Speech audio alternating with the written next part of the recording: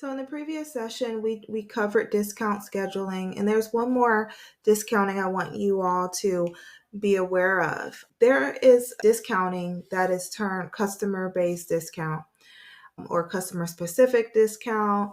And when you think about when you should use this type of discount, a a customer, a client that you're implementing CPQ for, they may have customers that do a lot of business with them. Since they do a lot of business with them, then that means that they want to offer them incentives for continuing to do a business with them.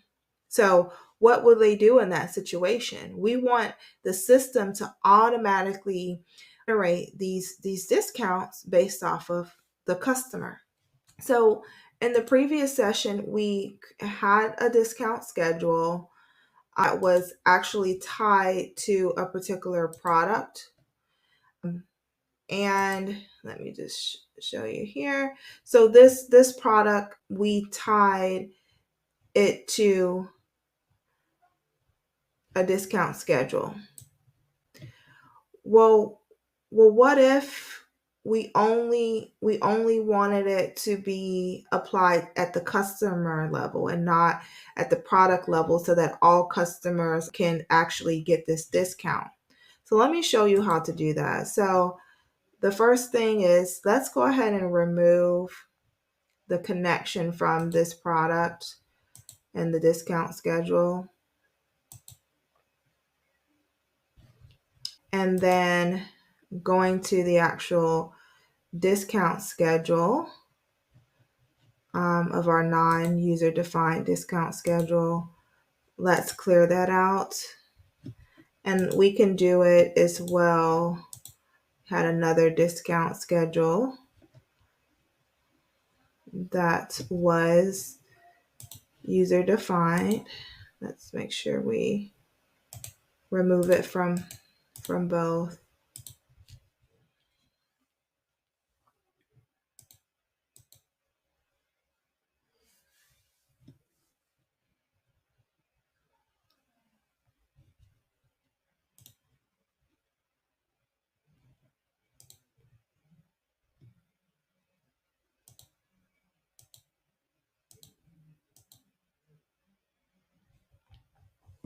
So we remove our discount schedule from being associated at the product level.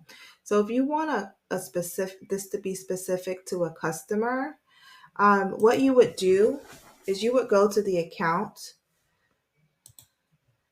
Let's go to all accounts and let's just pick a random account. So this is pyramid construction. So we would go to the related list. And what you would see is a related object called contracted pricing. So you'll click on new. And so what we're doing is we're setting up this connection. We've already have a contract maybe in place saying if you buy these star-shaped rice balls, then you as this customer will be able to get it at a certain price. But now we need to implement it into the system. So what you could do is you specify what product is getting the discount. In our case, we have a discount schedule. And so as you can see, we have two discount schedules, one that was user defined and one that was not. So to avoid confusion just off of the records that we created, let's remove the user defined one.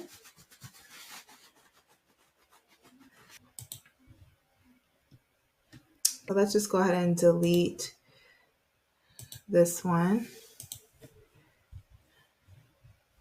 And let's go back to our contracted price related list. Let's add our product here. Let's apply our discount schedule. So what this is saying, this customer has a contract for this product, this discount schedule. And at this point, this is all you need to do because we have a discount schedule. The pricing is defined at the discount schedule level. We've associated it to the product, and we're pretty much ready to go. So we can save. And what you would do from here on the account level, let's do some testing. So we would go to an opportunity that is linked to this account and make sure that the particular product is giving us the discount we're looking for. So let's create the quote, edit lines, and let's add the products.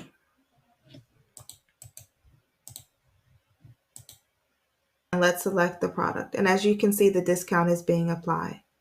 So what you want to do is you want to also test the negative. So this was only tied to the pyramid uh, construction account.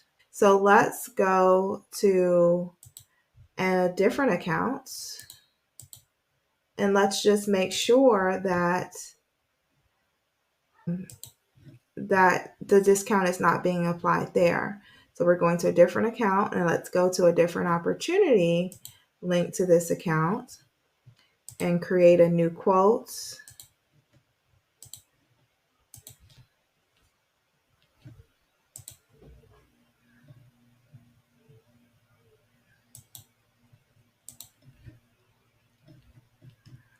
And let's add our product.